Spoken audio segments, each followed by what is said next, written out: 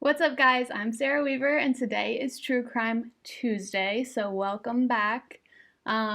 Today we are talking about the case of Wayne Garrison, who unfortunately was a serial killer who preyed on children. These are like the worst types of serial killers to me because I hate anything happening to a child, but unfortunately, that's what we're going to be talking about today. And I think the more interesting part of this story is the way that the police caught this guy and kind of all the crime investigation that went behind it. So I thought it was an interesting story, and it was on Cold Case Files. Is that the show? Cold Case. And I thought it was really interesting. So I watched that episode and then I did more research on it and tried to look into it more and give you guys a little more detail. But a lot of the things I'm going to be telling you are from that episode. So if you have Netflix, it's on there. You can go watch that after you watch this. Okay, so without further ado, I think that's all I have to tell you guys. If you are interested in the products that I use on my face in this video, everything's listed in the description box below, so you can go check that out. And then, of course, if you like these true crime and makeup type of videos, please subscribe below. Please turn on that notification bell, hit the like button, all the things, and let's jump into the video.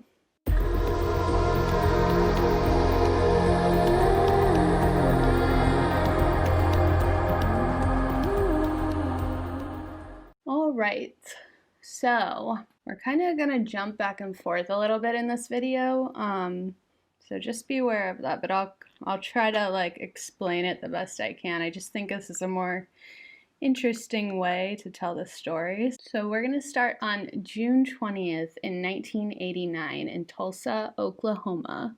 And also, I'm using a new makeup sponge. I don't know if I like this yet, so don't judge me if this looks horrible at first. I might have to fix it. The sponge just feels very soft and it's soaking up all my foundation, so we'll see how this goes. Anyways, Tulsa, Oklahoma, 1989. A 13-year-old boy named Justin Wiles goes missing. When he doesn't come home that day, his mom is super worried, and of course she calls the police. She's like, this just is not like Justin to not come home, not tell me where he is, all of that stuff. The police basically tell her, I'm sorry, but nobody has reported seeing an abduction. There were no witnesses to anything like that. We haven't had any calls related to this, so, just give it a minute and call us back if, another day goes by and you still don't hear from him. I think it has to be 48 hours or something before you can call it a missing person in a lot of cases. So I think that's the reason for that.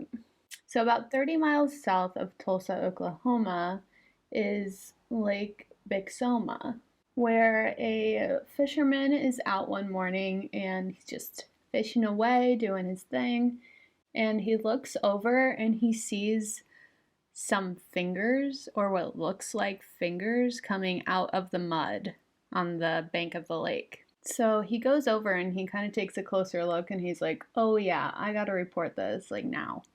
So calls the police. The police come out and take a closer look, and sure enough, when the officer digs down into the mud a little bit, he pulls out a human arm.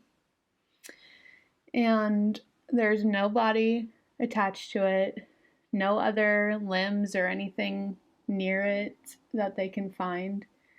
And he calls it in and he's like, we need to get a whole team out here and do it now because there's a body out here in this lake and we need to find it. So the police start searching out on the lake, and one of them remembers a call from the night before of some fishermen who were out there and claimed to see what they thought was maybe a mannequin head floating in the water, but they weren't sure, you know, they couldn't really get a good view of it to see if it was a real head or a mannequin head. So they just reported it. They're like, just in case, you know, we might as well like tell them what we saw in case, you know, it's real. And what do you know? It turned out to be a real human head. So when they pull the head out of the water, it is attached by copper wires to a big stone, a big rock. And I'm guessing the killer tried to hide the head by tying it to this rock, and hopefully, you know, it would stay in the bottom of the lake and not come to the surface, but that didn't happen. So fortunately for us, it came up. Unfortunately for him, it did not stay down. Later on that day, the rest of the body was found, and it was in a garbage bag that they found on the side of the lake, just sitting there. Maybe it had washed up out of the water, which, you know, like, the more I think about this guy, like, really did not do a good job at, like, keeping this body hidden. Everything floated to the surface within, you know, a day or two. Yeah, he just didn't really do a good job at hiding this, but, I mean, I don't know why I'm acting like that's a bad thing, but, you know. So when they pull the body parts out of the bag, they don't have all the body parts, but they have some of them. They'd all been pulled apart from the torso. So they also noticed on the torso, this person had removed the genitals from the body. So after this happens, they take the body parts into the medical examiner to be looked at, and the medical examiner cannot figure out what the cause of death was because the body was so mutilated. They were able to determine that the body parts were removed from the torso after the person was killed. So that was one thing they were able to tell. They also couldn't find any signs of like bodily fluids that were foreign, or any like hairs or anything like that that could link a murderer to this case. So they were kind of at a dead end forensics wise. So they were finally able to determine who the body belonged to by fingerprint analysis. And they did determine that the body belonged to Justin Wiles. So at this point, investigators are going to go back and they want to retrace Justin's steps from that day that he was reported missing. So they wanted to see, you know, where he went, who he was with, all that kind of stuff. So the first person they talk to is Justin's mother, and she tells investigators that sometimes Justin would hang out at this local body shop called Choppers. So police go there and, you know, they talk to some of the workers there, see if they saw Justin that day, anything like that. And one of the guys who operated the shop, his name was Wayne Garrison. So that name seemed to stand out to investigators. The ones that had been there for a long time. The younger ones didn't really know the name, it didn't ring a bell, but the older ones had remembered that Garrison actually killed 2 young kids when he was a teenager, like a young teenager, back in the 70s. Now we're going to go back in time a little bit, and I'm going to tell you what happened with these kids. So it starts on Halloween Day in 1972. Wayne Garrison is 13 years old, and he told police that he was playing a game of hide and seek with his 4-year-old cousin, Dana Dean. And during the game of hide and seek, I guess Dana went missing and couldn't find her. And so Dana's parents were looking for her everywhere, and they end up finding her under a crawl space in their house. She had been murdered, It looked like she was strangled to death, maybe gagged and strangled. Her body was just put in this crawl space under the house. So I guess they got Garrison to confess to the crime at this point, and the case went to court, and Garrison was sent to a mental hospital. And it said he was deemed as a child who was in need of supervision. So I guess he just went there and got counseling and things like that, talked to a therapist. They tried to figure out why he did what he did, what's going on in his mind, all that stuff. So then 2 years later, Garrison was actually able to come back to Tulsa and visit. And during his visit at home, a 3-year-old boy named Craig Neal ends up going missing. So the police search for Craig for about 4 days, and then they end up finding Craig's body under the front porch of Garrison's grandmother's house. So, of course, they question Garrison, and Garrison tells them, yeah, we were playing a game together where I would tie him up and put him into this laundry bag, and I would tie the end of it shut so he couldn't get out, and oops, he ended up suffocating to death in the laundry bag. So even though Garrison admits to suffocating the boy, he doesn't admit to mutilating his body or cutting off the genitals. So I guess there must have been something in his mind where like the mutilation part was not okay, but the killing was fine. I don't know.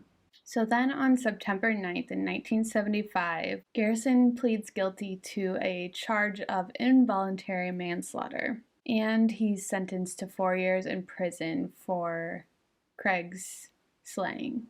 In March 1977, Garrison is released at age 17 after spending less than 2 years in Oklahoma State Reformatory. So then Garrison seems to kind of just fly under the radar for the next 12 years or so, just living his life.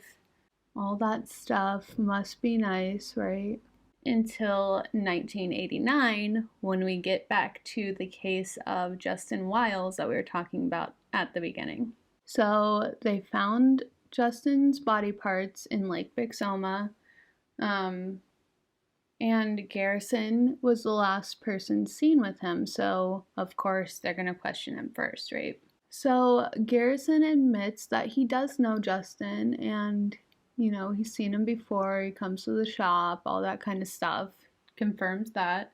And one of the officers says that they didn't even ask Garrison about Lake Bixoma or if he'd been there or anything like that, and Garrison just randomly decided that he would tell them that he goes fishing on Lake Bixoma every once in a while, that's like one of his spots. And they're like, oh, interesting. We never even asked you about that or said anything about that lake, so that's weird that you would just naturally bring that up in conversation. That's pretty much all that Garrison would tell them, so he denied any other involvement in this murder at all. So as Garrison is about to leave the police station, he gets stopped, and one of the officers notices that he has a bruise on one of his arms. And they question him about it. Where'd you get that? Garrison says that it was from a fight he got into with his brother. So they take pictures of the bruise, and they're like, okay, we'll just, call your brother up and confirm this with him. So they call the brother, and the brother's like, yeah, we get into fights physically every once in a while, and, it very well could be a bruise from that. I guess, they ask other people too, like, are they known for fighting? Do they get violent with each other and stuff like that? And other people are able to confirm the same kind of story. So they think, okay, well, let's just keep that in the back of our minds, but, you know, it could be from them fighting. The next thing that police do is they search Garrison's car, and they don't find any evidence in there except for in the trunk, where they find spools of copper wire, which copper wire, if you remember, was used to tie the rock to Justin's head and submerge it in the lake. So they're looking at this wire and they're like, you know, it does look very similar to the one that was used, but, you know, you can't say for sure at that point. So it's all speculation. So they keep that in the back of their mind as well. So they take that from his trunk and keep it in evidence, obviously. The next thing they do is to search Garrison's house. So they aren't able to find any fingerprints or blood or anything like that in the house. The only weird thing that they end up finding is there are some medical journals about surgery, which they thought was weird because, you know, obviously he's not a surgeon, okay? He's not even a doctor or anything close to that. He is a car repair guy, you know? So what's he doing with these journals, right? But once again, you know, it's all nothing that can substantially tie him to this crime. They're all just like little pieces of evidence that could lead them somewhere, take them down the path, but it can't actually connect Garrison to this murder. So, unfortunately, the case goes cold. Then it's about 7 years later, in 1997, Garrison begins to serve a prison sentence of 3.5 years for drugging an 11-year-old boy. He was charged with 2 counts of giving prescription drugs to a minor and 1 count of abduction of a minor. So during this time, cold case investigators decide that they're going to look back into some of the pictures in the evidence files for Justin's case. And once again, they come across the picture of the bruise on Garrison's arm. And when this cold case investigator looks at that, he's like, you know, I wonder if that's not a bruise and it's a bite mark. So at this point, they're like, how are we going to get Justin's teeth to prove that this is in fact a bite mark? So they get permission from Justin's family to exhume his body from the grave, and when they pull it out, the casket had been through so much water damage that it was actually rusted shut.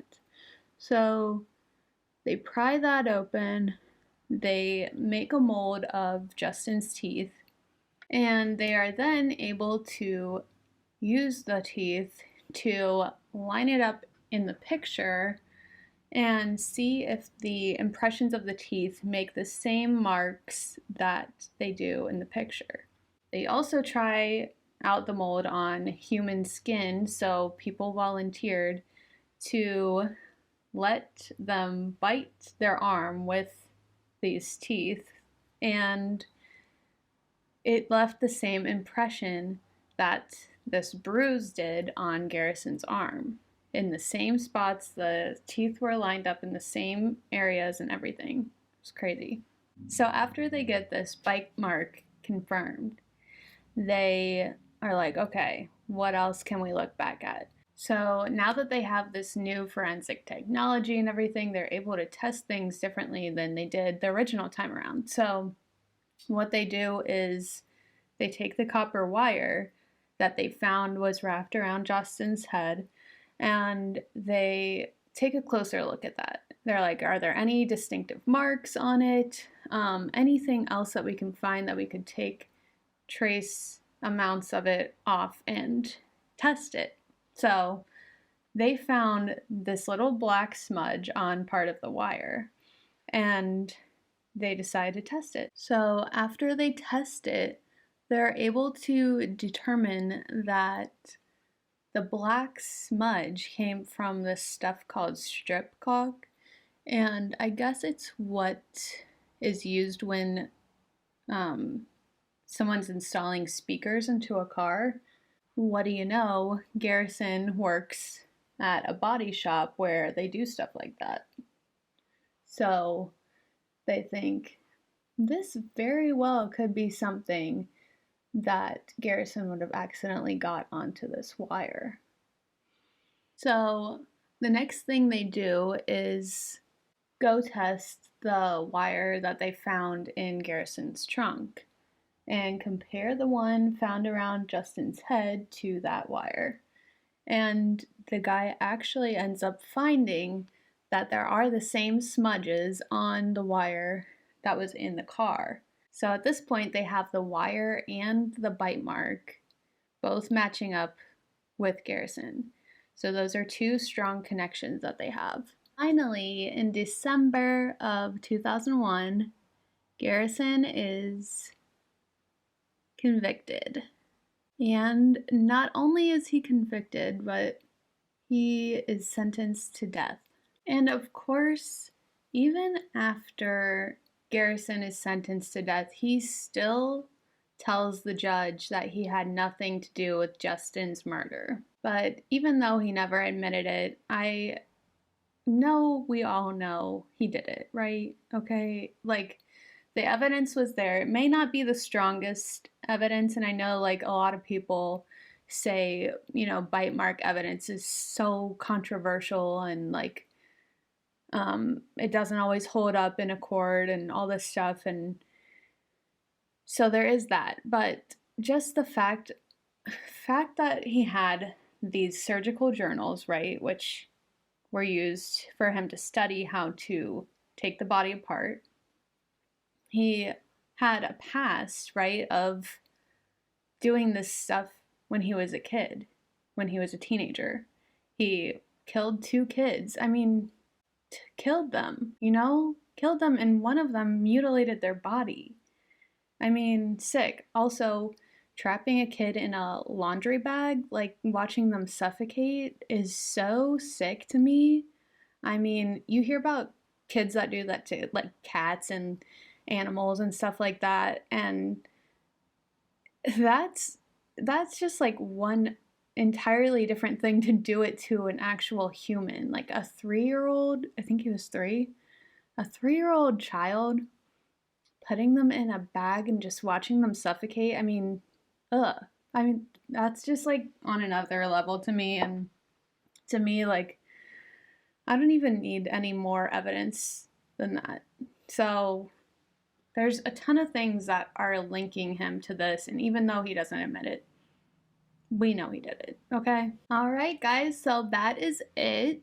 I put some crazy eyelashes on.